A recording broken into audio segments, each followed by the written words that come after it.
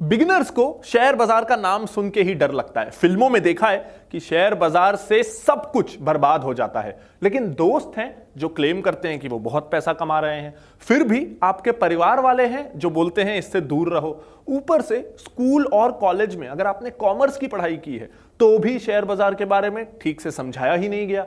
ऐसे में कंफ्यूजन होना, नर्वसनेस होना बहुत लाजमी है। लेकिन आज इस वीडियो के बाद आपके सारे कंफ्यूजन क्लियर और आपको पता चल जाएगा कि आपको कैसे और कहां निवेश करना है। सबसे पहले एक फन फैक्ट जान के आपका इंटरेस्ट जगा देते हैं। अगर आपने 40 साल पहले विप्रो में, पता है हो सकता है आप तब पैदा भी ना हुए हो, आपकी फैमिली में किसी ने अगर विप्रो के शेयर में 10,000 रुपए लगाए होते तो आज 40 साल बाद वो 700 करोड़ रुपए होते। मुझे पता है आपके मन में सवाल आएगा तब 10,000 किसके पास होते थे? 1,000 लगाए होते तो भी वो 70 करोड़ होते। 100 रुपए तो थे, वो भी लगाए होते तो आज 7 करोड़ रुपए थे। तो ये पोटेंशियल है स्टॉक मार्केट का। अब इस एग्जाम्पल से ये मत सोचिएगा कि मैं बस हर कीमत पे चाहता हूं कि आप इस मार्केट में एंटर हो ही जाइए।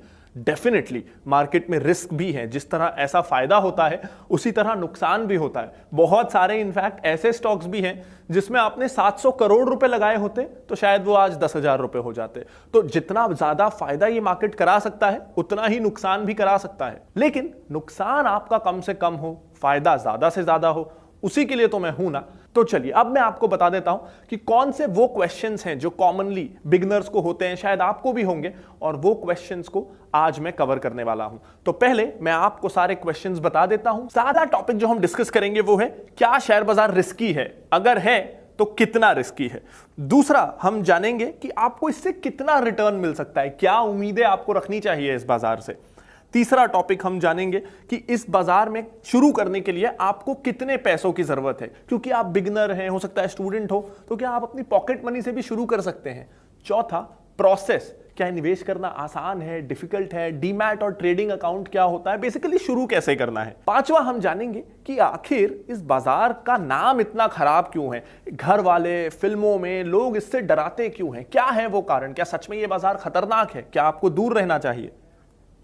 सिक्स्थ हम जानेंगे, और ये बहुत कॉमन सवाल है, कि आप कॉमर्स बैकग्राउंड के नहीं हैं, आप शायद इंजीनियरिंग या आर्ट्स बैकग्राउंड से हैं, तो भी क्या आप इस बाजार में निवेश कर सकते हैं। सेवेंथ, आखिर ये बाजार चलता कैसे है, शेयर्स का दाम ऊपर या नीचे होता क्यों है, किस बेसिस पे आपको शेयर्स को सिलेक्ट करना है। और आठवां हम जानेंगे कि अगर आपको इन डेप्थ नॉलेज चाहिए तो कौन सी वो बुक्स हैं, कौन से वो कोर्सेज हैं, करियर कैसे बनाया जा सकता है, ब्लॉग्स या मैगजीन्स कौन सी पढ़नी चाहिए। तो बेसिकली कैसे आप अपनी लर्निंग को कंप्लीट करें वो डिस्कस करेंगे इस वीडियो के एंड में। तो पहला सवाल, क्या शेयर बाजार रिस्की है? अब मैं ये आपसे पूछता हूं एक बेसिक एग्जांपल के जरिए। बेसिकली जब आप कोई शेयर खरीद रहे हैं तो आप उस कंपनी में एक छोटी सी ही सही हिस्सेदारी खरीद रहे हैं, इसीलिए उसका नाम शेयर है कि आप उस कंपनी के को ओनर बन रहे हैं।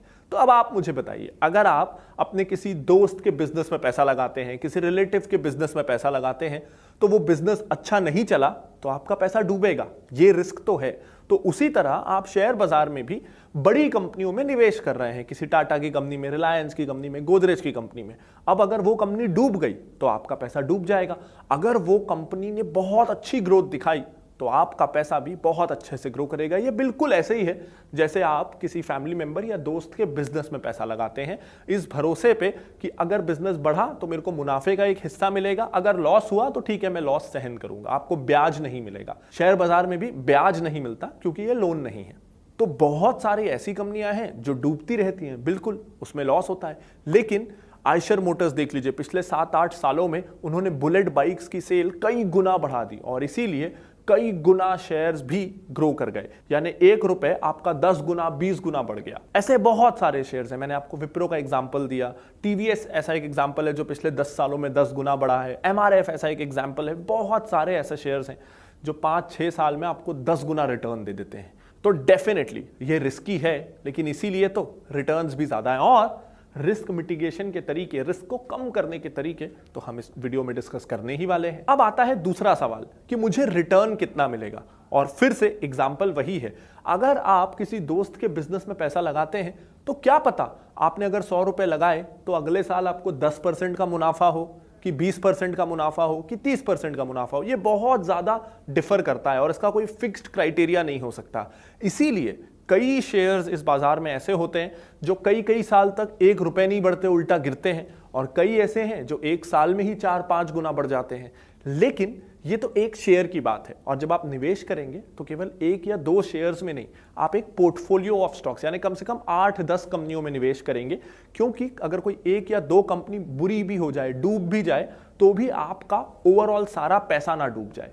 इसीलिए शेयर बाजार में हम कम से कम 8-10 कंपनियों में निवेश करते हैं। तो जब एक बास्केट ऑफ स्टॉक्स होता है तो आप ये उम्मीद कर सकते हैं कि अगर आपने ढंग से निवेश किया है तो 18 से 20% का रिटर्न भारत जैसी हाई ग्रोथ इकोनॉमी में इन द लॉन्ग रन, यानी कम से कम 5 साल अगर आप इन्वेस्टेड हैं और अगर आप अच्छे स्टॉक्स पिक कर रहे हैं तो 18 से 20% के आसपास का रिटर्न आपको बिल्कुल मिल सकता है। यानी ये एफडी से, आजकल जो एफडी की दर चल रही है उससे 3 गुना ज्यादा है और गोल्ड या रियल एस्टेट से लगभग दुगना है। इनफैक्ट दुनिया में कई सारे ऐसे सक्सेसफुल इन्वेस्टर्स हैं जो भारत से भी लो ग्रोथ इकोनॉमीज में, जहां बाजार और कंपनियां धीरे धीरे ग्रो कर रही थी, वहां भी उन्होंने ऐसे स्टॉक्स पिक कर लिए कि उनको कई सालों तक 30% के आसपास का रिटर्न मिला। तो भारत में अगर आप 20% का रिटर्न एक्सपेक्ट कर रहे हैं तो ये गलत नहीं है, लेकिन उसके लिए स्टॉक पिकिंग अच्छी होनी चाहिए। इंटरेस्टिंग सवाल, कितने रुपए से शुरू करना काफी है? देखिए, स्टॉक मार्केट में आप कितनी पूंजी लगा रहे हैं उससे बहुत ज्यादा जरूरी है कि आप कैसे शेयर्स में निवेश कर रहे हैं जो कितना कंसिस्टेंट रिटर्न देते हैं। एक एग्जांपल मैं आपको देता हूं, अगर आप केवल 1000 रुपए महीने से शुरू करें, जो मुझे लगता है कि हम में से काफी लोग शुरुआत के समय अफोर्ड कर सकते हैं कि महीने के 1000 रुपए हमको शेयर्स में लगाने हैं, और इस 1000 रुपए को आप हर साल 15% से बढ़ाइए, यानी पहले साल आप हर महीने 1000 रुपए निवेश करिए, साल के 12,000 रुपए। अगले साल से आप 15% बढ़ा दीजिए, यानी आप 1150 रुपए हर महीने निवेश करिए, और ऐसे हर साल जैसे जैसे आपकी इनकम बढ़े, आप स्टूडेंट लाइफ से हट के अर्निंग मेंबर बने या आपका जॉब में प्रमोशन होगा तो सैलरी बढ़े, तो अगर आप ऐसा करते हैं 1000 रुपए से शुरुआत और हर साल 15% का इंक्रीमेंट, और आपको आपके इन्वेस्टमेंट पे केवल 15% का ही रिटर्न मिलता है, 18 या 20 भी नहीं, तो भी 1000 रुपए से शुरू करके 25 साल बाद आपके पास 1 करोड़ रुपए होंगे। इसमें की क्या है, आपको 25 सालों तक निवेश करते रहना है, दूसरा आपको 15% अमाउंट बढ़ाते रहना है, तीसरा आपको 15% का रिटर्न आना चाहिए। ये 3 चीजें हुई, 25 साल बाद 1000 से शुरू करके आपके पास 1 करोड़ रुपए होंगे। चौथा सवाल कि इसे शुरू करना कितना आसान या मुश्किल है, अगर मुझे निवेश करना है तो क्या प्रोसेस है? प्रोसेस बहुत सिंपल है, आपको बस 3 डॉक्यूमेंट्स चाहिए, आधार कार्ड होना चाहिए, पैन कार्ड होना चाहिए और बैंक अकाउंट होना चाहिए। नहीं है तो खुलवा लीजिए। उसके बाद आजकल सारा प्रोसेस ऑनलाइन होता है। बहुत सारे ऑनलाइन डिस्काउंट ब्रोकर्स हैं। डिस्काउंट ब्रोकर्स इसलिए कि ये ब्रोकरेज लगभग 0 लेते हैं, तो आपको करना कुछ नहीं है। जीरोधा जैसे बहुत सारे ऑनलाइन डिस्काउंट ब्रोकर्स हैं, पर्सनली मैं जीरोधा को यूज करता हूं। आप भी जीरोधा में अपना अकाउंट खुलवा सकते हैं, उसका लिंक आपको इस वीडियो के डिस्क्रिप्शन में मिल जाएगा। 3-4 दिन में बिना किसी फिजिकल पेपर वर्क के ऑनलाइन आपका अकाउंट ओपन हो जाएगा, आप ट्रेडिंग शुरू कर सकते हैं। 300 रुपए में अकाउंट ओपन होता है और ब्रोकरेज या कमीशन ना के बराबर लेता है अगर आप इन्वेस्ट कर रहे हैं तो।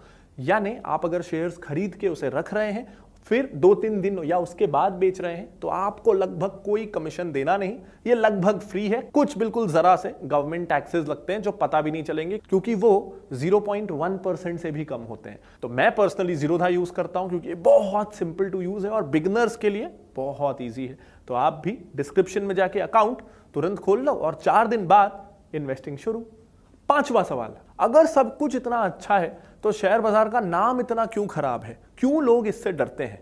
एक सिंपल रीजन बताऊं आपको, ये ना माइंडसेट का प्रॉब्लम है। जब हम प्रॉपर्टी खरीदते हैं तो कोई भी ऐसा सोचता है कि 4 महीने में दाम डबल हो जाए, 4 महीने में मैं बेच के निकल जाऊंगा।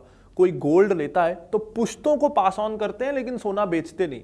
कोई ऐसा नहीं सोचता कि आज ले लेता हूं, 1 महीने बाद जब सोना बढ़ जाएगा तो बेच दूंगा।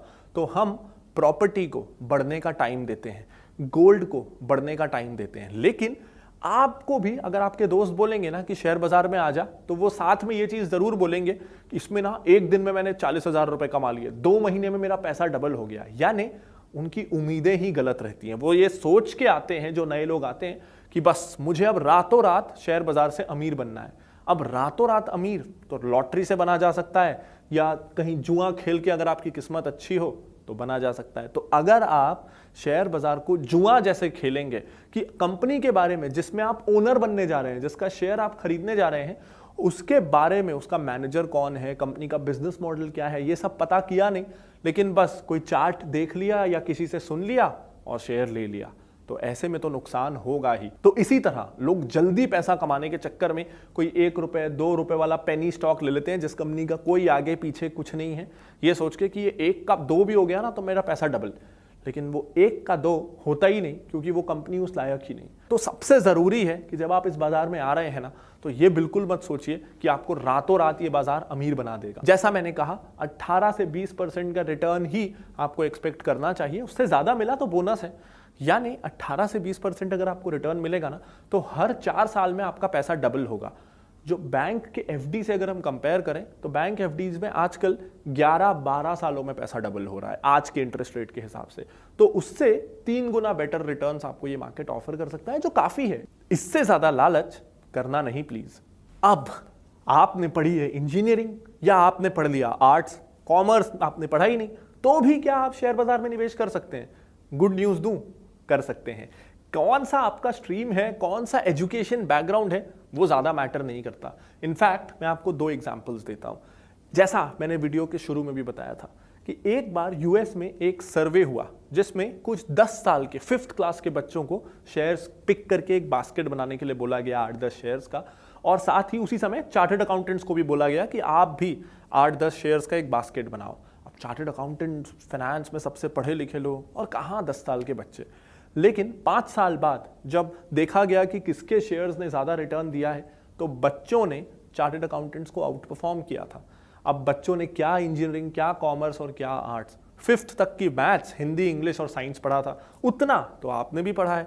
तो आप भी चार्टर्ड अकाउंटेंट से मुकाबला करने के लिए बिल्कुल तैयार हैं। अब ऐसा वो क्यों कर पाए, समझिएगा इस बात को। बच्चे थे, कौन सी कंपनियां चुनी होंगी उन्होंने? कैडबरी, डिज्नी, बारबी, इस तरह की कंपनियां जो उनको इंटरेस्ट दिलाती हैं, और वो उन प्रोडक्ट्स के कस्टमर्स हैं। तो किसी प्रोडक्ट को कस्टमर से अच्छा कौन जानेगा? तो क्योंकि बच्चों ने उस कंपनी के प्रोडक्ट्स खुद यूज किए थे, उन्हीं कंपनियों को पिक किया, यानी वो कंपनी अपने कस्टमर्स को सेटिस्फाई कर रही थी, तो वो कंपनी ने अच्छा करना ही था। ज्यादातर चांसेस यही होती हैं, इसीलिए उन बच्चों ने आउट परफॉर्म किया। वहीं चार्टर्ड अकाउंटेंट्स ने लंबी लंबी बैलेंस शीट्स पढ़ी, पता नहीं क्या क्या फाइनेंशियल कॉम्प्लिकेटेड कैलकुलेशंस की, लेकिन ग्राउंड रियलिटी नहीं देखी। अगर आप इंजीनियर हैं तो रियल एस्टेट, इलेक्ट्रिकल मशीन्स, इस तरह के प्रोडक्ट्स बनाने वाली कंपनियां चुनिए। तो वो कंपनियां चुनिए जिनको आप जज कर सकते हैं, and you will do pretty well. एक और एग्जांपल, इन जनरल ये माना गया है कि फीमेल डॉक्टर्स जो हैं वो सबसे अच्छी इन्वेस्टर्स होती हैं। क्यों? डॉक्टर्स हैं, उनको तो फाइनेंस की नॉलेज नहीं है, लेकिन वो इसलिए कि वो अपनी लाइफ्स में बहुत बिजी रहती हैं, प्रोफेशनल लाइफ, पर्सनल लाइफ, घर आके भी काम और इस तरह के काम में, तो उनको बहुत ज़्यादा नंबर क्रंचिंग का, बहुत ज़्यादा कॉम्प्लिकेटेड फाइनेंशियल एनालिसिस करने का टाइम नहीं मिलता। वो जनरल नॉलेज से कि मुझे क्या प्रोडक्ट पसंद है, और दूसरा क्योंकि टाइम नहीं है तो इन्वेस्ट करके भूल जाती है। कुछ भी इन्वेस्ट किया 5-10 साल तक चेक ही नहीं किया, जिसके कारण ट्रांजैक्शन कॉस्ट कम होती है और कंपाउंडिंग, जो मैंने उस एसआईपी कैलकुलेटर में आपको बताया, वो अपना पूरा असर दिखा पाती है। तो अगर आपको कॉमर्स नहीं भी आता, कोई प्रॉब्लम नहीं है, स्टॉक मार्केट में आपका स्वागत है। और अब मैं इस वीडियो के 2 सबसे इंटरेस्टिंग पार्ट्स डिस्कस करने वाला हूं कि शेयर का दाम ऊपर या नीचे रोज क्यों होता है, और कैसे प्रिडिक्ट किया जाए कि कब दाम बढ़ेगा, कब गिरेगा, और क्यों कंपनियां शेयर बाजार में लिस्ट होती हैं। और दूसरा, मैं आपको बताने वाला हूं मेरी फेवरेट बुक्स, मेरी फेवरेट वेबसाइट्स इन्वेस्टिंग सीखने के लिए, मैंने कैसे इन्वेस्टिंग सीखी, और अगर आपको इसमें करियर बनाना है तो आप कैसे बना सकते हैं। लेकिन ये 2 टॉपिक्स डिस्कस करने के पहले एक लाइक इस वीडियो पे बनता है, और अरे आपने अभी तक इस चैनल को सब्सक्राइब नहीं किया है तो दबा दीजिए सब्सक्राइब। तो चलिए अब जानते हैं कि ये शेयर बाजार का आखिर कंसेप्ट क्या है और क्यों प्राइसेस ऊपर नीचे होते हैं। तो देखिए, अगर आपको कोई बिजनेस शुरू करना है तो आपको अगर थोड़े बहुत पैसे चाहिए तो घर वाले दे देंगे, रिलेटिव्स दे देंगे, फ्रेंड्स दे देंगे। अगर थोड़े और पैसे चाहिए तो बैंक दे देगा।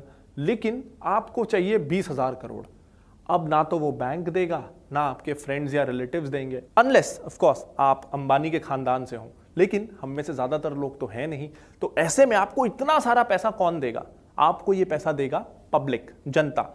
यानी आप लोगों को अपना बिजनेस मॉडल समझाओ कि मेरा ये प्लान है, मैं ऐसा ऐसा करने वाला हूँ, ये फैक्ट्री डालने वाला हूँ, मैं कार बनाऊंगा, लग्जरी कार, बिजली से चलने वाली, पानी से चलने वाली, लेकिन मुझे पैसों की ज़रूरत है।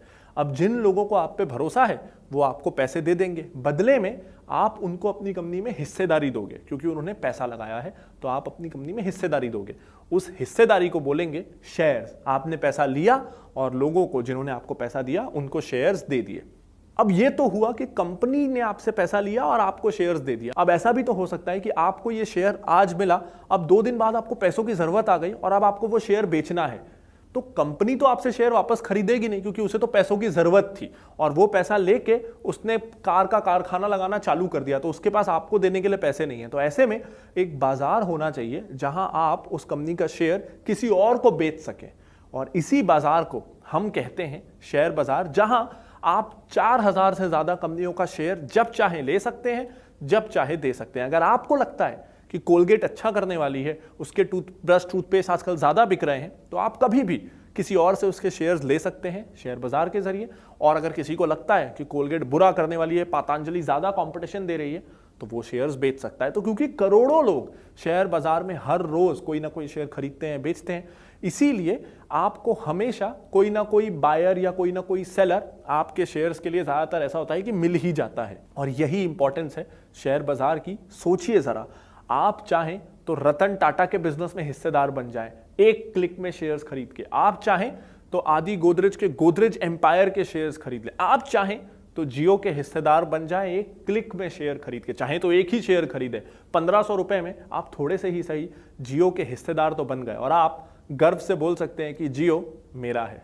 तो अब हम डिस्कस करते हैं लास्ट पार्ट कि कौन से ऐसे बुक्स या सोर्सेज हैं जिससे आप इन्वेस्टिंग को घर बैठे सीख सकते। बुक्स कौन सी हैं? रिच डैड पुअर डैड बिल्कुल शुरुआत करने के लिए बहुत अच्छी किताब है।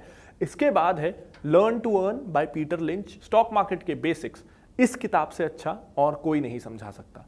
इसके बाद थोड़े एडवांस लेवल की लेकिन बहुत बहुत क्वालिटी इंफॉर्मेशन वाली बुक है the education of a value investor by Guy Spier. अब मुझे पता है कि आप थोड़ा कॉन्फिडेंट फील कर रहे होंगे, लेकिन फिर भी पहला शेयर लेने से पहले डर बहुत लगता है। मुझे तो बहुत डर लगा था जब मैं पहला शेयर ले रहा था। तो अगर आपके कोई भी डाउट्स हों जो मैंने इस वीडियो में डिस्कस किया, उसके रिगार्डिंग आपको कोई भी क्लैरिफिकेशन चाहिए हो, तो आप बिंदास जितने चाहें उतने कमेंट्स करिए और मेरी टीम ये इंश्योर करेगी कि आपके डाउट्स इस वीडियो में जितने भी आपने कमेंट्स किए हैं उसमें सारे डाउट्स आपके क्लियर हो जाएं। और उम्मीद करता हूं ये वीडियो आपको पसंद आया होगा। मैं लाता रहूंगा ऐसे और बहुत सारे वीडियोस। तब तक के लिए this is Pranjal Kamra signing off, bye bye. And जो भी आपका दोस्त या रिलेटिव शेयर बाजार में निवेश करना चाहता है या आपको लगता है कि उसे निवेश सीखना चाहिए, उसके साथ इस वीडियो को शेयर जरूर कर दीजिएगा। Bye bye.